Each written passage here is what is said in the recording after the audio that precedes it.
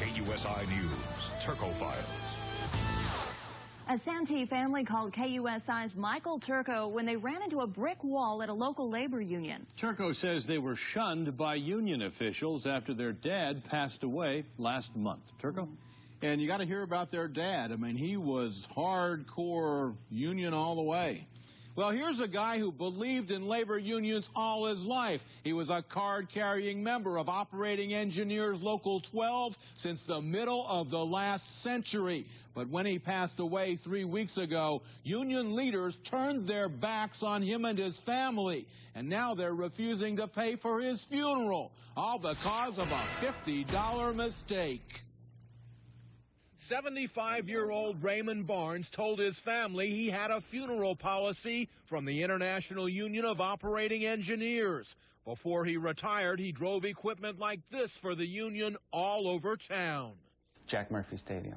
He graded that when it was built. Scripps Aquarium.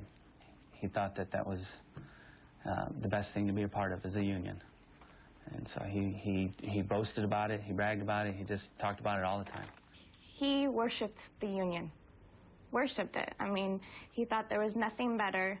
If anyone had a negative thing to say about the union, he was right there. And he wasn't a confrontational man, but he had his opinion, and he would tell you, no, they stand behind their workers.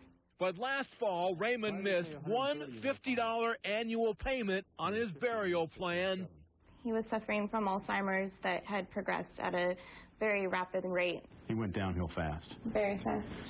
And that's when he missed this payment. Yeah.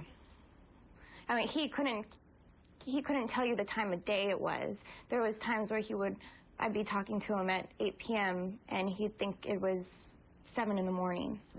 He didn't know Monday through Friday. He didn't know days of the month. But because of that one missed payment, when he passed away, the union refused to cover the funeral and burial. It cost the family over $6 grand. They said, I'm sorry.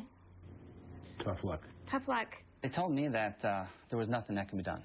It's just, he was late on his payment. That's One it. payment? One payment. That's what they told you? He goes, sorry, it's a shame, but he should have paid his bills. So I pay the union hall a visit, but union officials, including District Rep Dan Hahn, are refusing to talk to anyone about the case. It's not about the money. It's about they should have had more respect and honored my father for the service that he did. Now, if this was a private business, I wouldn't be doing this story, but it's not. It's a union. It's supposed to be a brotherhood, an organization that stands up for the workers through thick and thin.